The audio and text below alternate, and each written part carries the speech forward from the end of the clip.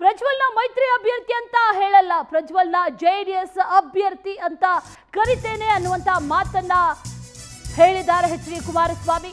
ಸುದ್ದಿಗೋಷ್ಠಿಯನ್ನ ನಡೆಸಿದ್ರು. ಸುದ್ದಿಗೋಷ್ಠಿಯನ್ನ ನಡೆಸಿ ಆರಂಭದಲ್ಲೇ ಪ್ರಜ್ವಲ್ನ ಮೈತ್ರಿ ಅಭ್ಯರ್ಥಿ ಅಂತ ಹೇಳಲ್ಲ, ಜೆಡಿಎಸ್ ಅಭ್ಯರ್ಥಿ ಅಂತ ಕರಿತೇನೆ ಅಂತ ಮಾಜಿ ಸಿಎಂ ಎಚ್ ಡಿ ಕುಮಾರಸ್ವಾಮಿ ಹೇಳಿಕೆಯನ್ನ ನೀಡಿದ್ದಾರೆ.